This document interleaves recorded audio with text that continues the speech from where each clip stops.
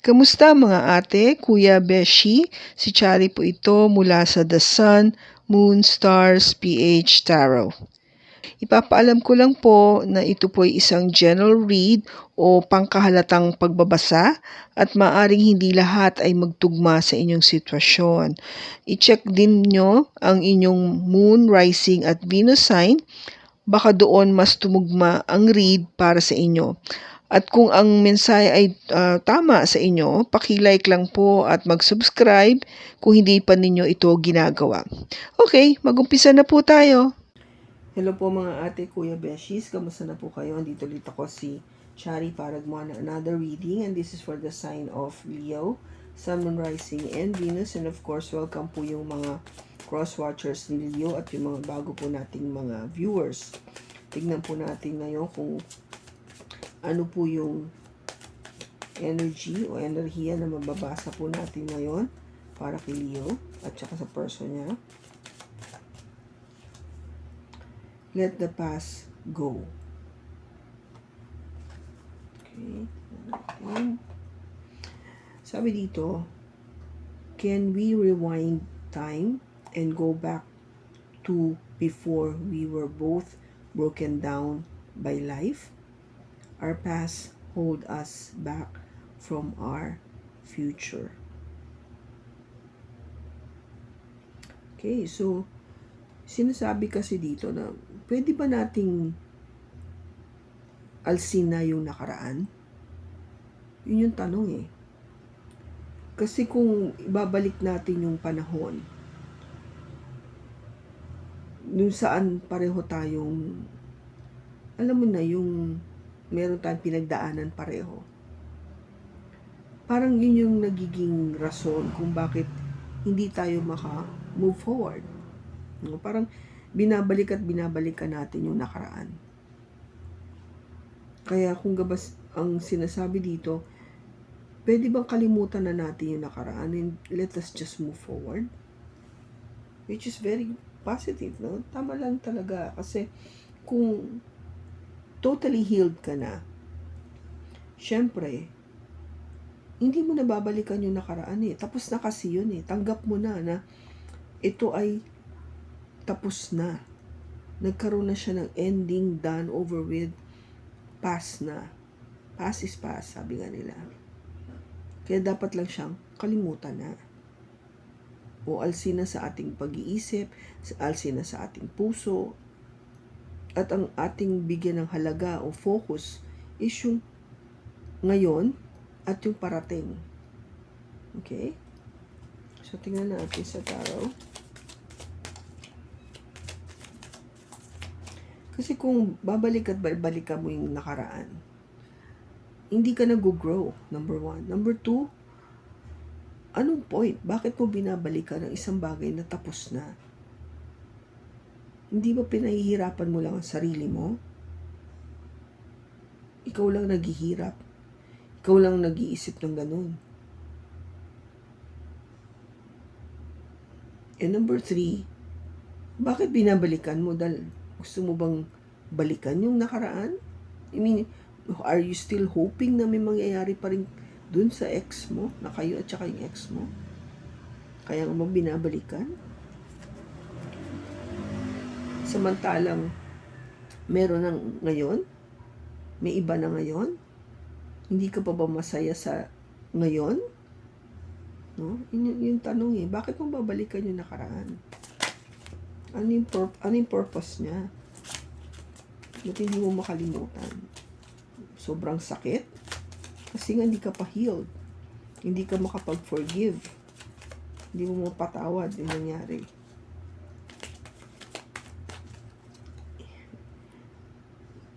Would you like to go on life having that grudge in you? Gusto mo bang magpatuloy yung buhay mo na dala-dala mo yung sakit na yan sa iyong damdamin? Nangyari na eh. Ang nangyari.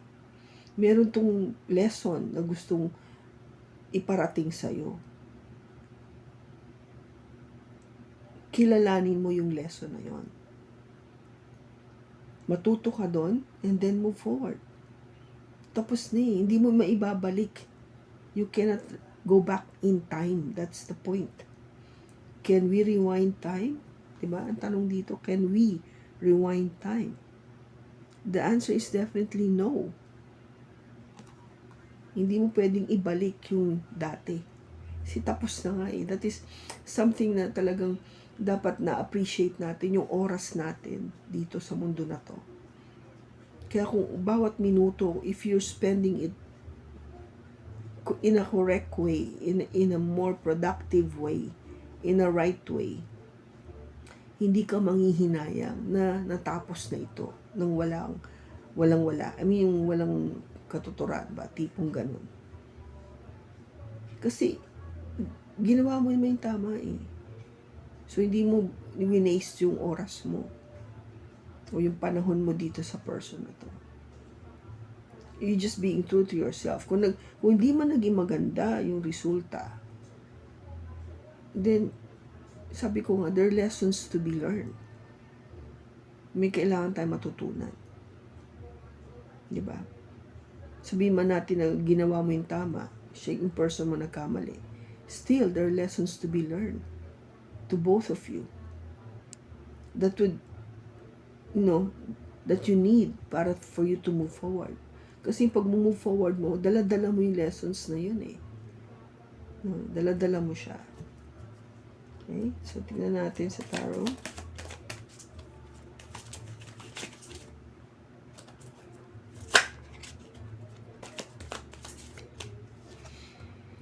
We have Temperance,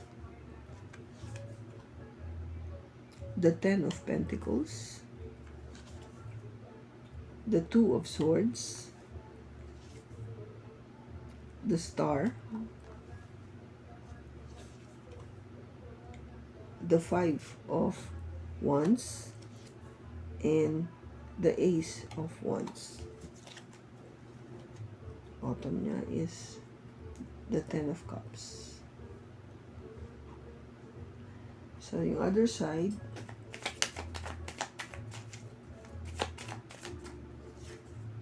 we have the 5 of Wands,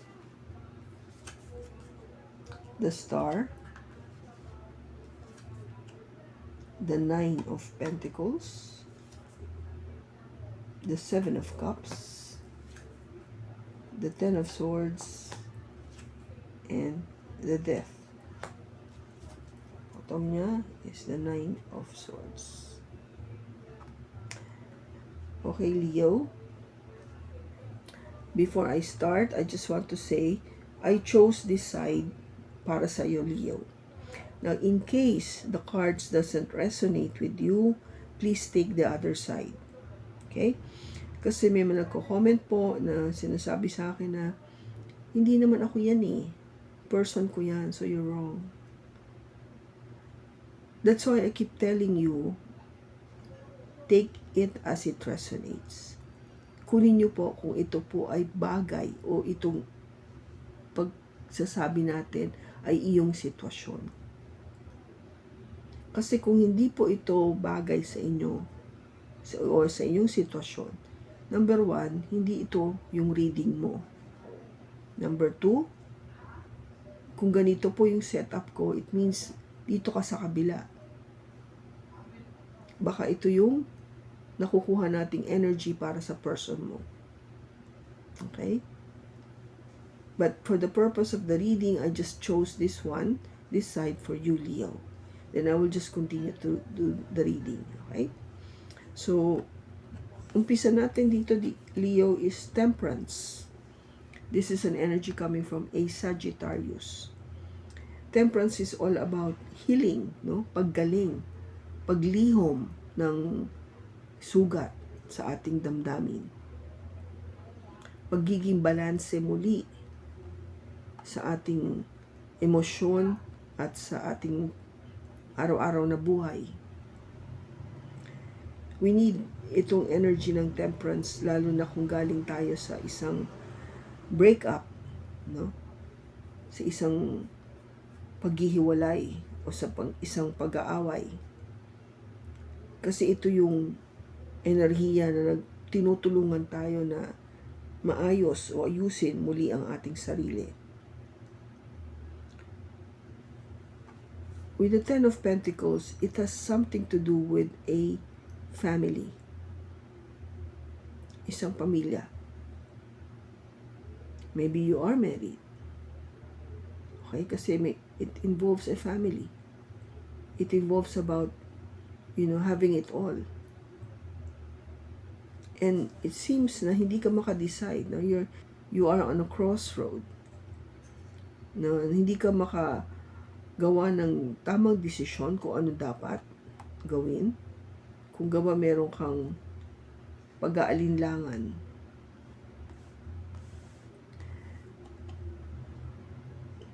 And that is what you've been praying for or wishing for. Sana makagawa na ako ng tamang desisyon. You're looking up. So you're looking at the stars and saying na, please, tulungan mo naman ako makagawa ng tamang desisyon. Kasi, ang dalas na ng aming pag-aaway. O ang dalas ng aming conflict, yung pagkaguluhan. Yung diskusyonan o yung tipong hindi kami magkasundo. Lagi kami may pinag-aawayan. At gusto ko naman sana magkaroon ng panibagong pag-uumpisa. Yung, alam mo yun, yung tipong you're asking for a new beginning. Mabago lahat ito at magkaroon ng panibagong pag-uumpisa. Kasi nakakasawa na eh. Alam mo, nakakasawa talaga ng away kayo ng away. Hindi kayo magkasundo. Kahit na maliit na bagay, pinag-aawayan nyo. Nagkakaroon kayo ng difference of opinion. Yung sinasabi nga nila. May kayong mga gustong sabihin na kinukontra mo talaga yung sinasabi ng person mo. Kung gaba gusto niya pula, ikaw gusto mo asul. Ganon. Ganon magkaiba. Hindi kayo magtugma sa gitna at sabihin na pareho namin gusto yung white. Yung ganon. Palagi merong pagkukompetisyon, no? This could also mean competition. Parang nakikipagkompetensya ka sa person mo in terms of a lot of things. Maybe pagdidesisyon, pagdating sa pera, kung sino yung nasusunod sa bahay. Maraming aspeto. Okay? O kung meron kayong negosyo, kung sino yung mas dapat magdesisyon, anong strategy gagawin natin, gano'n. Okay? Now here, the other side, funny enough, diba pareho kayo eh. 5 of Wands. Pareho yung card na yan. Talaga meron kayong kaguluhan. Merong bagay na hindi pinagkakasunduan. And again, I'm gonna show you. You have the star here and the star over there. Pareho kayo may star. You both are praying and wishing of maybe to stop na itong pag-aaway na to. Nakakairita. Alam mo yun talaga, kung araw-araw na lang, away kayo ng away, hindi kayo magkasundo, nakakairita talaga yun. Nakakainis na. Nakakawalang gana. Diba? Frustrating. You feel so unhappy. Hindi ka masaya. Wala akong taong alam na naging masaya pag merong conflict. Wala. Di ba malungkot tayo? Kasi gulo yan eh.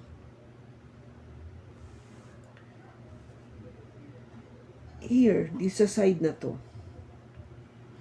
Ang gusto mo na lang is maging single. Parang sinasabi mo, sana nag-iisa na lang ako. Sana wala na akong kapartner o karelasyon. Kaya ko naman eh. Mas tahimik pa yung buhay ko. Marami pa akong pwedeng pagpilian with the 7 of Cups. Marami pa akong choices. Hindi pa ako Alam mo yung naka-focus lang sa isa. Marami pa akong pwedeng piliin. Hirap na kasi ako no? With the Ten of Swords. This is so much pain na nararamdaman ko araw-araw sa aming pag-aaway. Sa aming pag-aaway. You see those cards? Pag-aaway. And it's so painful. Gusto ko nang matapos ito. I want to end all this pain. End this pain. These two cards is all about ending. Pagtatapos. Ending, but wants change. Kailangan ko ng pagbabago. Kailangan maiba. Transformation. Kailangan kong makita na alam mo yung may pag-asa pa na lumigaya ako. May pag-asa pa na maging masaya ako. Kasi lagi ko itong iniisip sa gabi. Alam mo yun, yung pag-aaway namin. Hindi na ako matahimik. Hindi ako kasi nga masaya Lagi na lang magulo.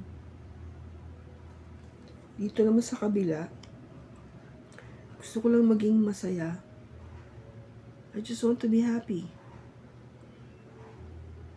You know, if you are in a relationship dito or with a husband and you keep having these fights every time, syempre, di ba?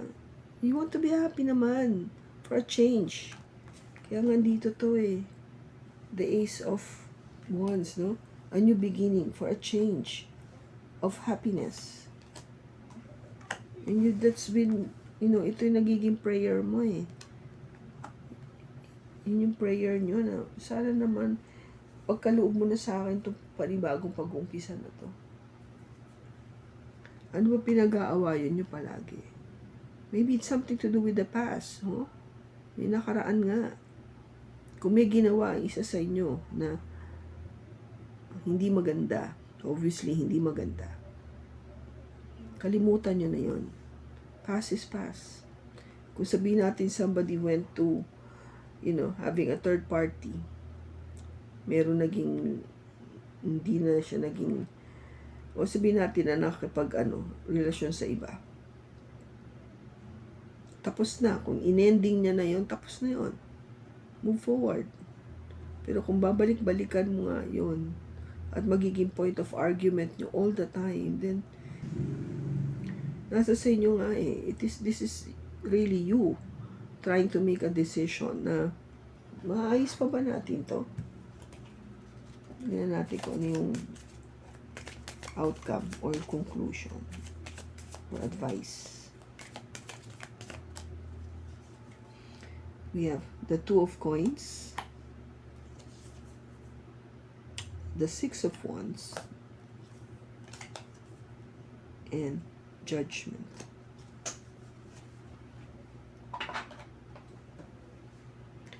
Okay, so Leo, you're trying to balance things, no? You're trying to weigh things kung ano yung mas importante. Trying to see the practicality of this. Ano ba yung mas tama? You're trying to find the balance, no, within the two situation. Kaya ko bang makalimutan? Kaya ko na bang tanggapin? Tapos na yon? Move forward na kami? Kaya ko ba?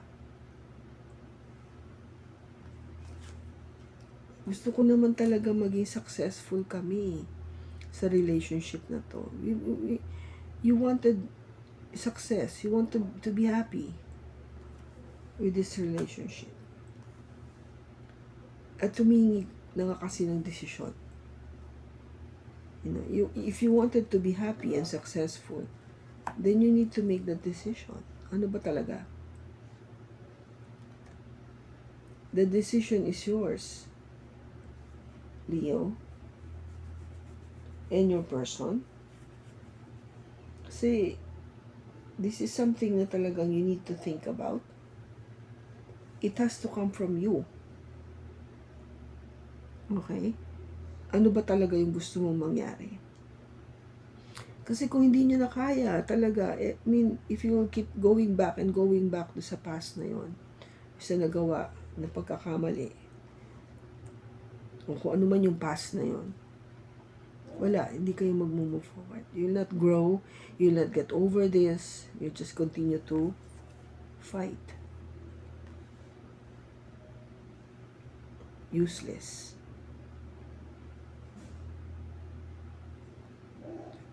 Pero if you're willing to really let go and forget about the past, which is what judgment is asking, make that decision. You will have that balance. And things will change. Okay? Nasa sa inyo. Kayo mag-orchestrate nito. Either you, Leo, or your person. Actually, both of you need to orchestrate this.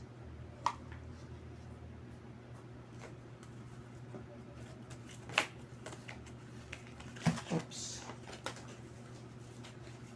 Tingnan natin kung anong advice ni Angel.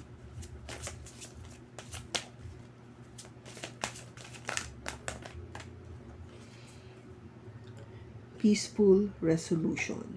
Definitely. Forgiveness. Definitely. An answer is a no.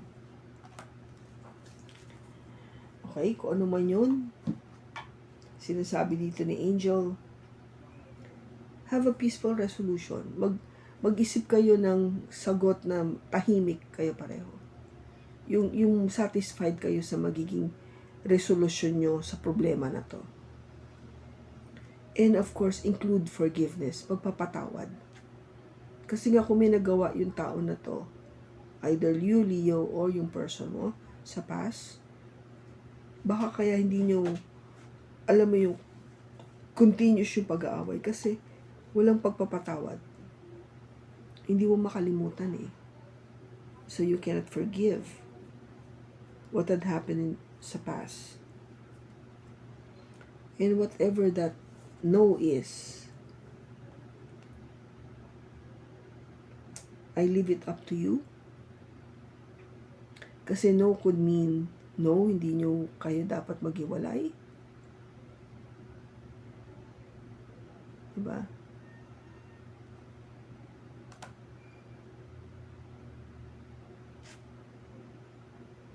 No, na hindi na kayo dapat magsama.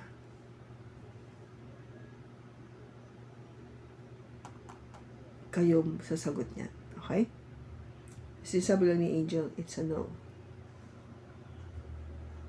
So, kung kaninong Leo man ito na nakuha natin sa pagbasa na ito, sana nakatulong ito ng malaki sa'yo.